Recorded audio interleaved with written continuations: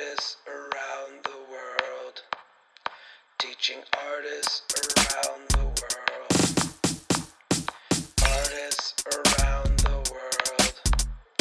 Teaching artists around the world. Well, listen, Vashti Descent, why don't you guys say hello? This is our visiting artist talk, so it's not my show, it's your show. Okay. And I'd love you to just talk about, by the way, I wanted to say to you too, your upcoming course has had a lot of general interest. It's been really exciting to see such interest in text and art and your own experience at the Colored Girls Museum as well. So I just want to say it's got a lot of bubbling energy behind it. Okay. Well, only because I'm not going to put my girlfriend from the Girlfriend Kid Ask a Color Girl on the whole spot. Yeah. We'll talk a little bit about that. I will start and then I will bounce it to you, Dash. Is that all right? That's cool. I'm All gonna right. come on camera shortly. Okay. So I'm Vashti DuBois. I am the executive director and the founder of the Colored Girls Museum. We are actually in the museum right now because we're preparing for some guests this afternoon. But if you could see the chaos that's happening outside, oh my God. So the yard is being redone for a new installation, outdoor project called The Living Room at the Colored Girls Museum, which is sort of apt for what Dasha and I are going to be up to for this course. So if you know the Colored Girls Museum, most of you know me through the work of the museum, the curation, the direction, the design. But in my other life, hi Dasha, in my other life, I I was, and I still am, I guess, a playwright, a director, a dramaturg, and my very, very, very first form was as a poet. That doesn't get a lot of love from me these days because these other things have really jumped to the front of the line. I'm in the process of, fighting with a prose memoir, which was due out last year. I'm still working on it. So I'm really excited about this course for a couple of reasons then, because it puts me back front and center as a writer, and that's really, really exciting to me. And also, it sort of dovetails beautifully with what's happening at the Colored Girls Museum right now. And for those of you who don't know, the Colored Girls Museum is a public ritual for the protection, praise, and grace of ordinary colored girls. We celebrate the ordinary. And what fits into that is like the ordinary spaces that we call home, whether those spaces are like permanent spaces or temporary spaces or somebody else's space, like what is home. And so the current exhibition, which will open formally in March, is called Sit a Spell, an invitation and invocation. And one of the features of this particular exhibit is that we always name our rooms in some way that extends and expands the definition of the exhibition and the campaign that we're working on. So for this exhibition, each room in the museum is actually named after a body part. This is our way as the Colored Girls Museum of really opening up the space to feel the impact of where we are with Roe v. Wade and other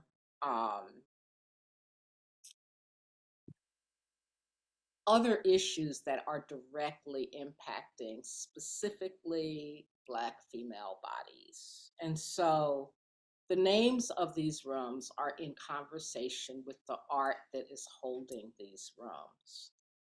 And so, you know, Dasha and I, sort of went back and forth about what the name of this course would be. And Dasha actually came up with the name, and I'll let her talk about that. But like I said, one of the things that's also happening right now, most of the art is in the museum, but what's now following is the open call, which asks members of the community to submit a poem into one of the rooms that's related to the body part that room has been named for.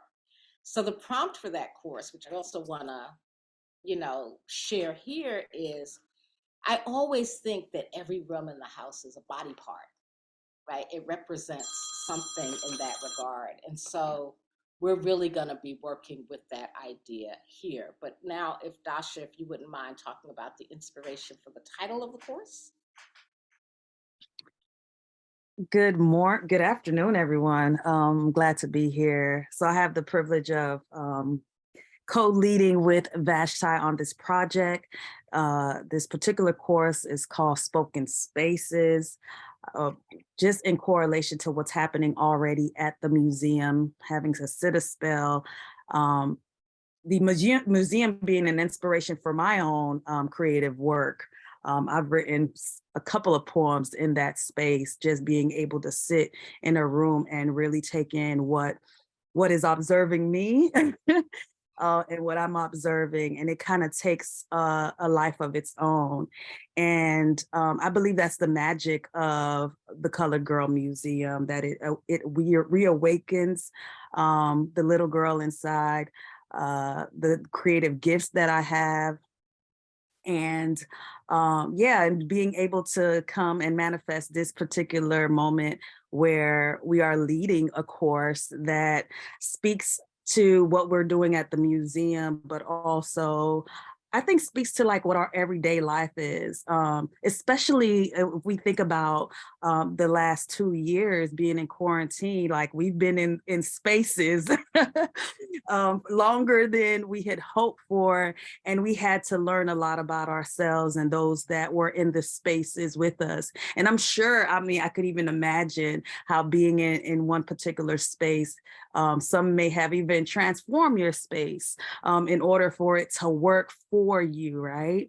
And so we don't think about that going in and out of a space because life is happening outside, but life is happening inside too. And so when we are able to sit long enough, be still long enough, and really take in what that space is doing for us, we'll learn to either shift, transform the space, or shift and transform ourselves. And so I'm excited about this course because of course it allows me to reawaken my gift as a poet.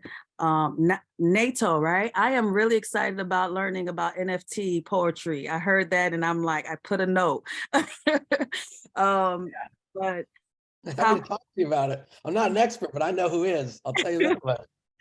That's all I need to know. I need to speak to somebody who can speak to the expert. But I believe this will then become a collection. What we're doing with Spoken Spaces will become a collection, another entry into the Colored Girl Museum. But also simultaneously, we're actually soliciting poems currently, as Vashti has spoken on the house having body parts.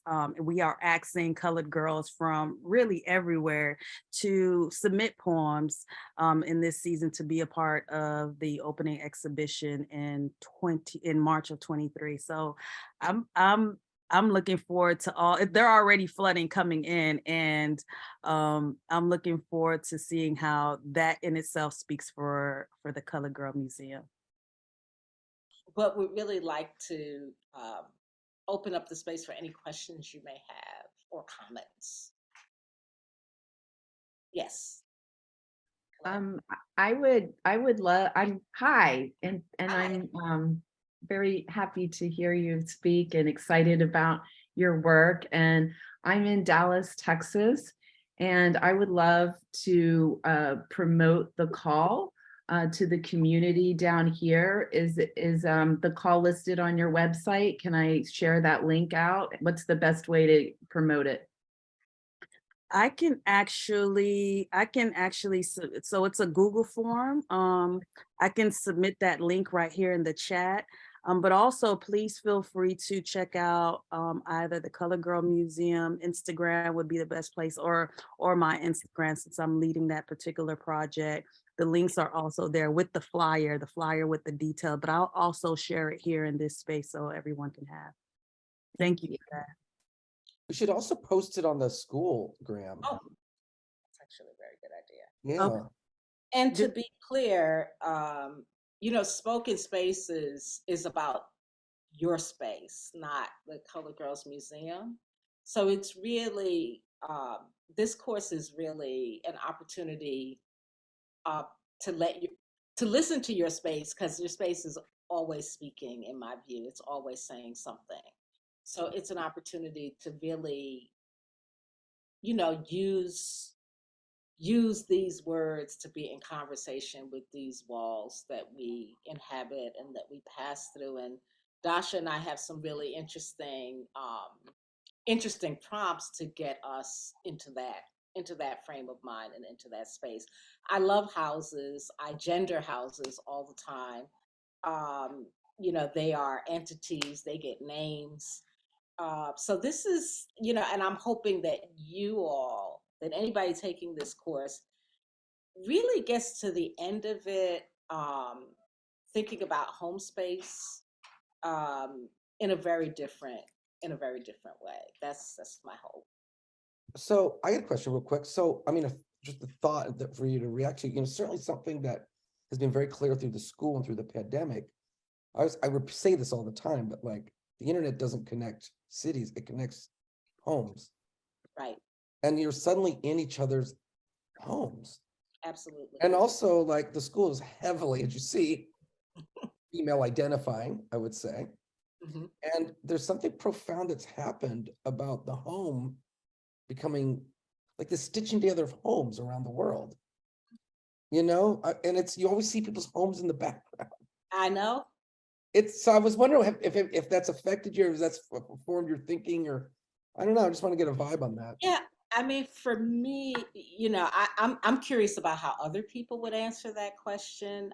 I will say, certainly for me, the house has become the main character of everything. I mean, given that we run a museum from a house, obviously, but also, I think all of us in the last 2 years, our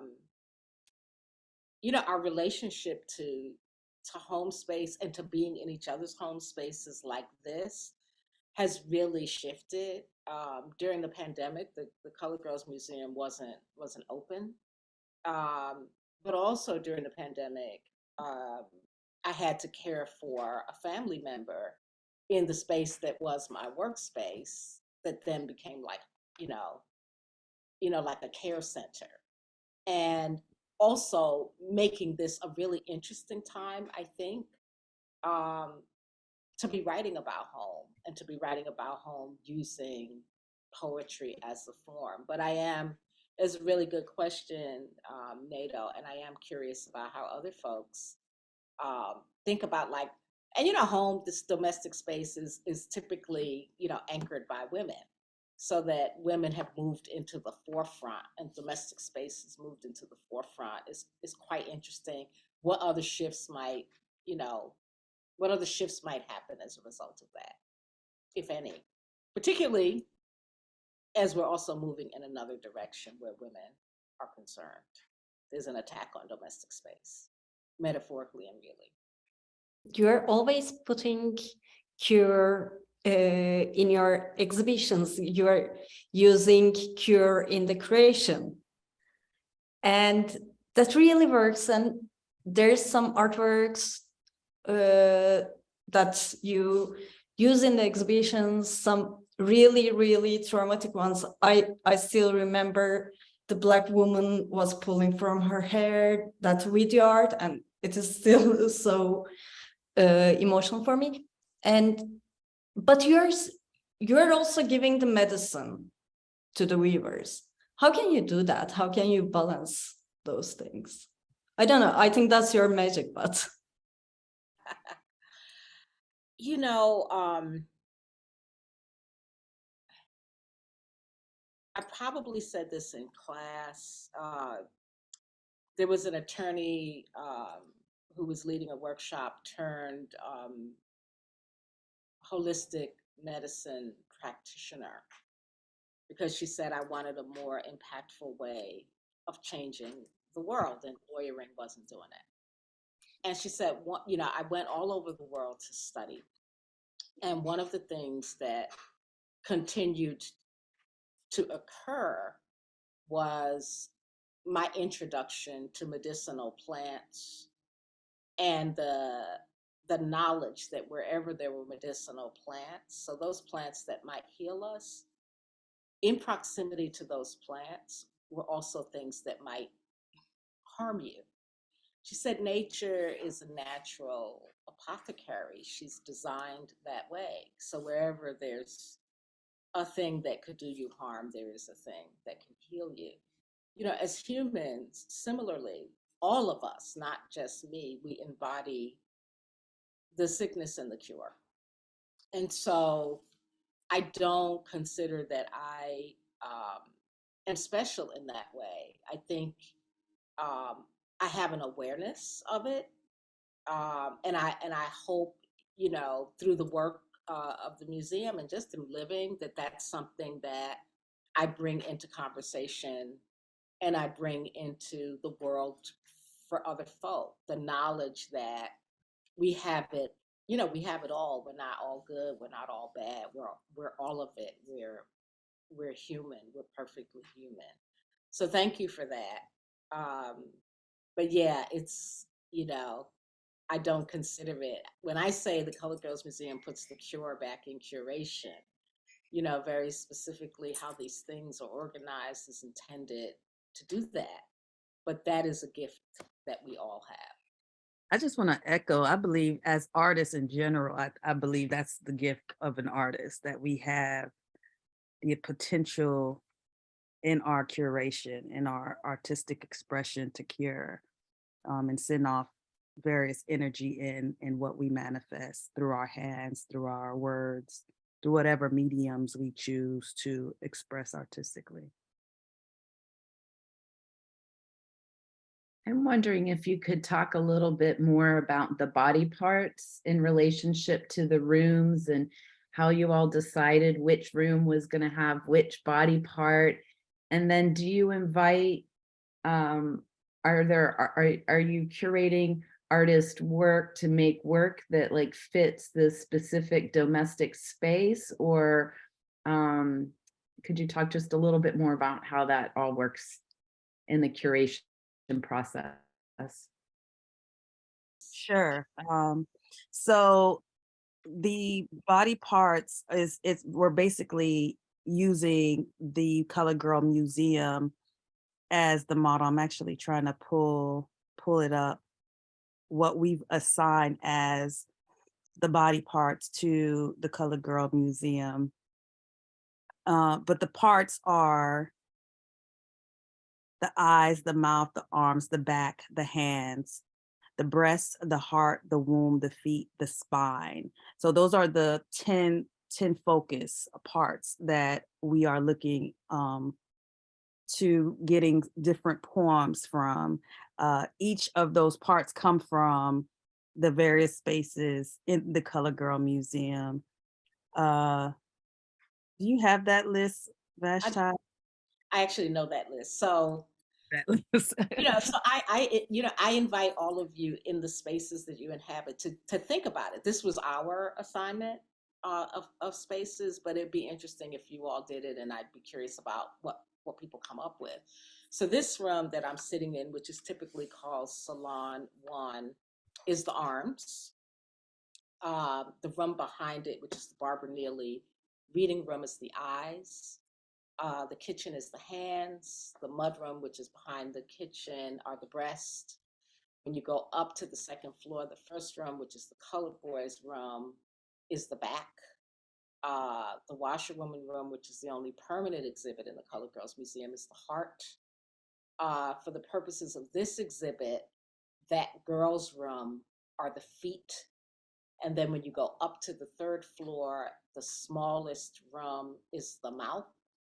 And the bigger room is the uterus and the hips, and the hallway is the spine. So those were not arbitrary assignments for us, and they did not, you know, the art came in first. So, you know, typically what happens here is that Michael, who does the the curation, he gets the work in and up on the wall. I come in with set design afterwards. And that process, even though we know what the show is, so in this instance we knew it was Sit a Spell, that the process of installing is what allows us to hear what the story is, because we have our own idea, but it is in the process of working that we begin to understand what the house is trying to do. And we did know that we were going to do the assignment of body parts for each room, because we were thinking about how the Colored Girls Museum was going to hold a space for the moment that women find themselves in right now. But we didn't know what the assignments were. We didn't want to be prescriptive in that way. So these assignments are not based on the art that's in the room. It's based on, so for example, Salon one of the reasons that this space got the arms is because so often when people come into the museum, they say it feels like a warm hug. And so that is your welcome into the museum. We named the reading room the Eyes because it's the Barbara Neely reading room. In an obvious way, of course, eyes do so much, but the ability to read anything, to read these walls in a particular way, to read these texts in a particular way. And we take those eyes for granted because they do that work. But if you've ever had occasion for your eyes not to be working, the eyes become something very different. That's true for all of the body parts, right? When it's not working, right? That's when you realize what it's doing for you. Similarly, when the spaces in our homes, in our world are not working, that's when we're like, oh, I really needed that. I really needed that back. I really need that bathroom and that toilet to flush. I really need. And so thinking about putting these body parts front and center allows us to bring our attention and everybody else's to what it is that the rooms are, the body parts are, and and the ways in which we think about them and make use of them differently. That answer your question? So what we're excited about is how other people talk about their spaces in that regard. I'm also inspired by, I was just thinking about this while you were talking. I was like, I've been in this living room forever. Like, I was like, I could be way more arty and intentional about it. And also, you're right, the home kind of embodies the reality of art and life. Food is eaten. There's so much happens in there, but also so much. I think the integration of art and life is so clear in a home in a way that it isn't as clear when you leave the home. I don't know. I kind of wanted to think, I was like, God, I would like to just take us where I just reinvent this damn house the whole time. Like everything you're saying, I just think to myself, I'm not being nearly arty enough with my own living situation. But my question to you is so simple too, which is sometimes I heard someone say to me, be careful about merging art and life, because sometimes you want them not merged. Like sometimes life's a pain and you want to keep your art not so painful. You know what I mean? Like, how do you, as an artist, kind of separate, especially someone that lives in a museum, like, how do you separate that, right? Because there's sometimes where, like, the merger is beautiful, and sometimes the merger is totally, like, a lot to take on. Mm-hmm. Oh, NATO. So, separation of church and state. And a year ago, a little more than a year ago, year and a half ago, after 7 years, I moved out of the museum. So I don't live here anymore. So that means that the first 6 years of living in the museum was really, really an ongoing performance art event. Like I feel like I was always in performance mode. Even when the museum was closed, it was the relationship to the house as the space that I raised my family in. Everybody got grown here and left. I became a grandmother while I was in the space. So there's so much story and life here. Um, and COVID required that I move because there had to be a separation for safety reasons, quite frankly. And I didn't know how that was going to happen, but miraculously, I was actually able to find a place across the street from the museum. Um, and I, my art, and it's different for different people, but my art has always been, especially my writing, has always been a place of respite. Inside of my inside of my writing, I can remake words and worlds in a way that, and while I try to apply, sort of like that way of being to the work that I do hands on in the museum, space is not nearly as malleable or forgiving as words would be. And so being able to move between somebody who um, almost to a fault has great belief in words, but having really been in a period of time, because so much of my artistic work is without the words, it's like making up, like creating the opportunity for a place to speak so that words are not necessary, because I'm assuming everybody here writes. And words can, words can betray you. They can have the wrong shit coming out of your mouth. Just not what you meant to say. Whereas what I love about creating space is that it's entirely up to you. Like what your experience is not something that I can say things, but you're going to have an experience. But nevertheless, I do love a word. I love a word. And I love the way words travel together. Um, and how even using a language is not, my people's first language, how I can take a word and find my memory of another time in a space in those words. So, um, my art is both the thing that, you know, the thing that saves me, um, and the thing that holds me to account in a real way. Because she don't lie. You can't really lie. I can't really lie with my art self. That other chick, she could lie all day. But the arty girl, like she don't even know how to do it. What about you, Dasha? I appreciate NATO's reflection. In my, when I bought a home out here in Philadelphia, and I was very intentional about this particular space being a sanctuary. And even though I didn't think of it as a body part, I did think of it as various spaces for my own healing and nutrients, if that makes sense. Because for me, art is healing.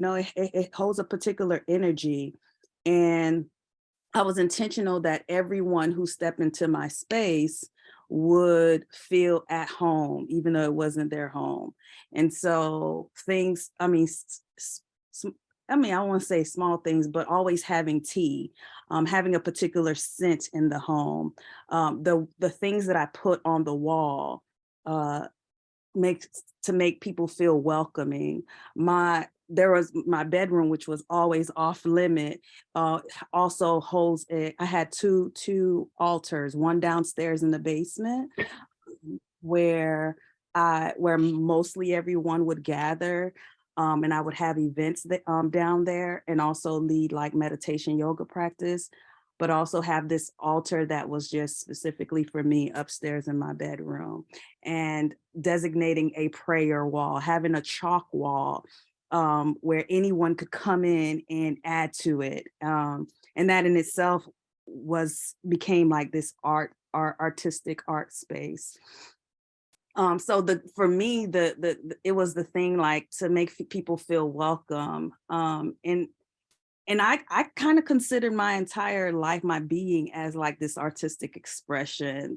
So it's hard for me to even think about it being separate, especially being Caribbean born. Like, being an artist was not something that was celebrated. So now I'm in this season in my life where I don't want to separate it. Like, I fully want to be an artist, and in the way that I dress, the way that I speak, even in the things that I have or I'm giving to care for. Like, I want it to be an outwardly expression of who I am inwardly, which is an artist. So I don't know that's a foreign feeling for me right now.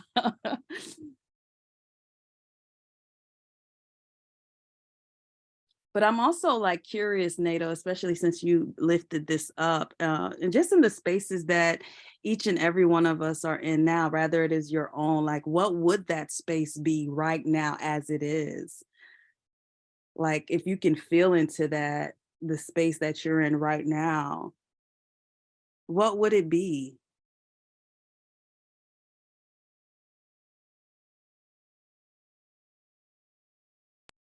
Well, to say this, just in response to a thought, which is, I do think the idea of sanctuary is really nice, because I think that holistic version of what art can do, because certainly there's times where art is healing. There's also times I feel like art's provocative or aggressive or dark. You know what I mean? I mean, I feel like every emotion deserves some sort of expression, or you'll go insane. But certainly some don't want to be at the house all the time. But I do like what you were saying. I mean, you know, I always felt like art was kind of a way of being in the world. But I think in order to make that true, your art's got to be as robust as the personal emotional needs that you possess, right? So it's not just draining. Like, if you can find healing in your art, because sometimes art, you know, it's also gigs.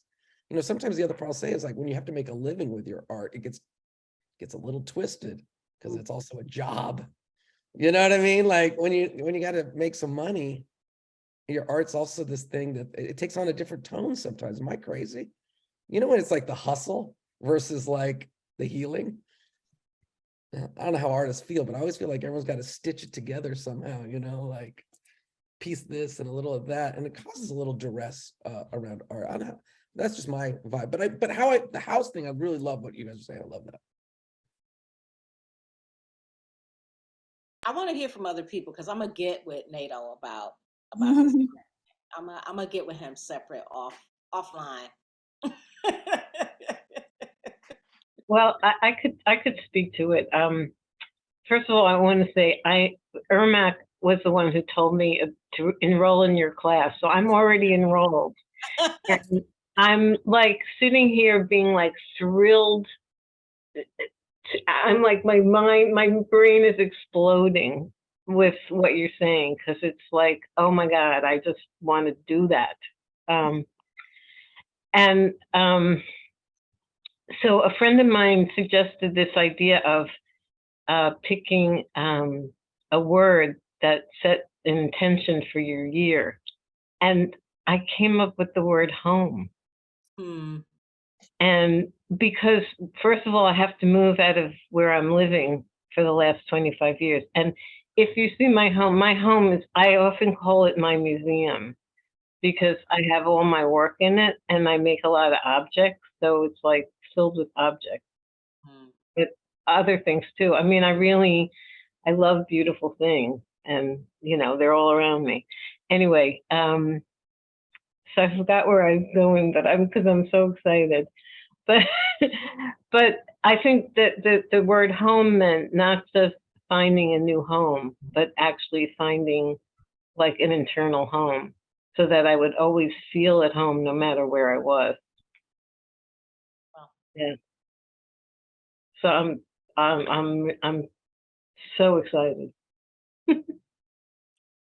Thank you for that. Thank you. Yeah. Um, I guess continuing with that same thought, what she just said, I was wondering like how I came from India. I'm based in Netherlands. It has been always a travel, and there is hardly sometimes a question in mind like which place to call home as, and then it goes away from the materialistic holdings at times, and then there's the memories, and also sometimes it is more about the digital archiving what we are carrying in our laptops most of the time, like referring to the images back home, having those video calls recorded, or maybe looking at some videos, books, audio books from back home. Because nowadays, like this question of traveling light is so much back there. So I don't know like how, what to call home at times, and how to associate with this whole idea of a space with my sense of being. Um, there's we did we have an ongoing project which is named after what I think is one of the most beautiful love songs by Roberta Flack. First time ever I saw your face. It is it's actually a traveling portrait project for the Colored Girls Museum, and it's our love letter to the ordinary colored girl. And in 2020, we commissioned 6 portraits. Of the 6, there was one portrait of a girl. She was 18 when the portrait was done. So she's going on 21 now. When we invited all of the muses, because the girls were between the ages of 6 and 18. So we invited all of the muses to have their portrait created with an object or artifact that was significant to them. Yeah. And this girl said, I haven't had the benefit of like a singular home. I move around a lot, and so I don't, I'm not. I've learned not to attach myself to anything. She said, I really want my portrait to represent me in the cosmos, which is what her portrait artist did for her. She's in the cosmos. Uh-huh. And myself, I was out of my mother's house by the time I was 14. And so this space that I've now turned over to the Colored Girls Museum is in fact the first home I've ever had since I was 14 years of age. And I can turn her over because before coming to this work, I had to find for myself home. So I can externalize it in work like this, but I truly, truly, truly believe that the only home we can ever count on is the one that we make here, right? And so in that regard, naming every room after a body part for the purposes of this exhibition is really very full circle for me, because my investment in moving from a place of, oh my God, like, will I ever have a home, to like building that before there was ever this, and then being able to turn this over because I took home with me and I take her with me everywhere I go. I can imagine. Your question. Yeah, absolutely. It's like embodying the space in yourself. Amazing. Thanks for the answer. Like really inviting. Thank you.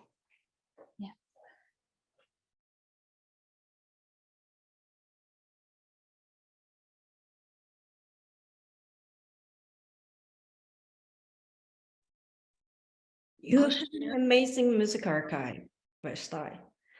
And the museum, by the way, if you are taking the Vashti's class, prepare your Shazams. You will always try to find the music. But you're not using the music in the space. It is a silent space, kind of. What do you think is the sound of the museum or the song of the museum?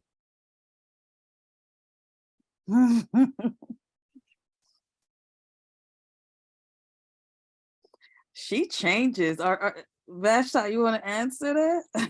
I think the sound changes with each exhibition. I mean, she, the Colored Girl Museum, she's eclectic. You know, she's from the past, the present, and the future. I mean, to box her into one particular genre or style, I think right now, you know, we're doing a little bit of house music. It's really tricky because it's house, and I think the other day while we were setting up, there was a little bit of a gospel jazz. We have, you know, Afro punk playing sometimes. She changes. Sit a spell. I'm interested to see what she will conjure up for this exhibition, because we have an Afrofuturistic room, and you know, depending on the space, it invites a particular sound. So oftentimes I love when she'll let us know. She will let us know. What sound she wants to evoke for this particular exhibition. Karen, you were going to say something? Thank you. I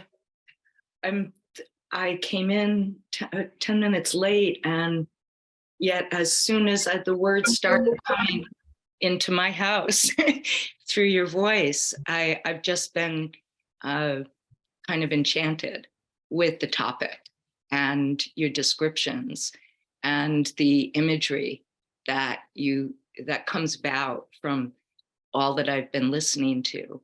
And I'm intrigued by the surrealism and the poetry and the dream space that is being evoked by this living house and all its transformations and evolutions, artistically and imaginally and historically and future.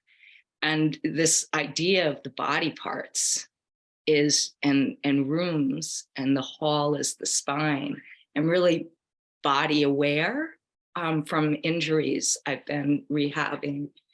And it just really moved me that these spaces will honor and celebrate and address and bring alive some illumination on one body part, and out from there, how it's all connected as a home and one being. I'm relating it in my own way to the relevance of house, home, and studio for myself. And my tendency, once I had a studio, was that I could afford a studio space that I couldn't live in, with more space to be and create and host than I could afford the comparable in an apartment. And so, and my tendency with spaces was to make them like homes, my studios. And if they weren't zoned for live work, there'd be this shock when people came in that it looked like I had been living there for a long time, because there'd be couches, there'd be a bed with books on it that was really a table, but had blankets on it, and lots of soft chairs and tea and coffee spaces, and having to go out down a hall to shared bathroom and shared sink. But just this embodied, I always thought of it as a timeless temple. and that it was the inner sanctum. And I liked when Nato repeated that concept of sanctuary, because all the best things of home and all the best things of the creator and the creative and art making were in this space. And I could open up some liberation there. And it could be a space of art and nature, because I'd be inclined to put branches on the ceiling and hang things from that. And every surface would have its own kind of honored altar space of arrangement. And then the challenge would be to keep spaces open for making new things, because it would just, everything would just fill. And then there'd be library and the gathered books. But the idea of the home being so alive, and it being the museum and being a her and a being that you listen to and respond to, I just love it. I absolutely love it as a long project with a long life and young age, middle age, elder age in its future, offshoots and generations and children growing up from it. I just, the whole thing is really metaphysically, mystically, realistically amazing. So I'm very excited to hear you talk about it and find out how I get to visit. Thank you. That's lovely. Absolutely lovely. I do want to say a word about Mm. somebody was gonna. Actually, I was just having a thought about Virginia Woolf's write-up, that room of one's own.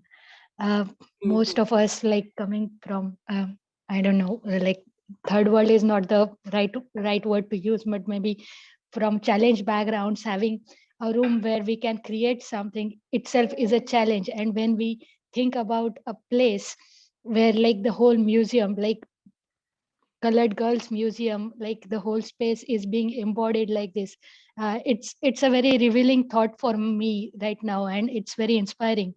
Thank you for bringing it into existence. Like, really, really inspiring it is. Thank you. Yeah. I think the last thing I want to say occurs to me. I think sanctuary and love, right? I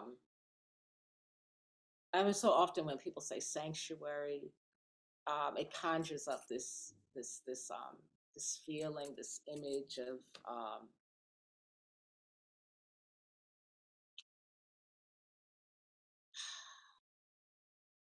perfect poetry, whatever that is. But I come from a Baptist background, and so whenever I hear the word sanctified is giving you different energy, right? But it's got sanctified and sanctuary in it. And sanctified is a different kind of vibe, right? It's got a different kind of dynamic, different kind of energy. Love has many sides to it, right? And when I think, creating sanctuary, you're trying to create this capsule. If you had to shrink it, the space of like deep love, right? And care. But love she got an edge to her. She got colors. She's not always smiling at your ass. She don't always care for the spaces she finds. Love works, and it works on all of these different levels. The museum is, by all accounts, beautiful, but she working. So there are spaces in here that are doing something else. Does not make them less sanctified, does not make them less of a sanctuary. But it's, we're not trying to make, what is the experience I typically have in museum spaces? We're not, it's not sterile. Love is not sterile, and neither is sanctuary. It's a whole thing. the joy of being able to be in this space with all of you, even today, just talking about, you know, the words, right? The poetry, the prose, is how we get to leave these home spaces in this Hollywood Square format that we're in, and turn around and see whatever space, whatever energy we're calling home, we get to experience it a little bit differently, just because we've called our own attention to it. And I do mean called our own attention to it, because that's not what Dasha and I did, or that's not what NATO did. It's what you did by showing up here at all to think about this idea. This idea that's calling you home, right? That's what this course is really going to be. Yeah, we'll do all the workshopy stuff, you know, the different forms, blah blah blah, the prompts. But what my deepest wish for myself and for all of you is that the language of home gets expanded beyond what any of us typically think it is, to something brand new.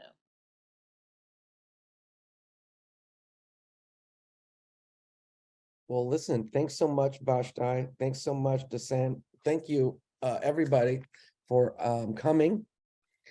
I wasn't like, so like, I get the shivers. Thank you so much. I really appreciate it.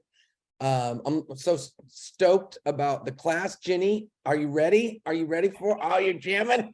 Yeah, it's gonna be dope. And Ermak, thanks for promoting it. And it's, you know, these talks are also a chance for people to hear from our incredible instructors and each other. It's such a profound group of people here. So I really do appreciate everyone joining in these spaces and learning from each other. Oh, Rucha, I like seeing your kiddo there too. Hi. Museum mascot is down here too. Yeah, all right, cool. Cool. All right, everyone. Well, thanks so much. Be sure to, you know, spread the word about the class, and thanks, Vashti, and thank you, Dasha, for coming along. It's a pleasure. Have a glorious weekend. Cool. Bye, everybody. You're welcome. Artists around the world, teaching artists around the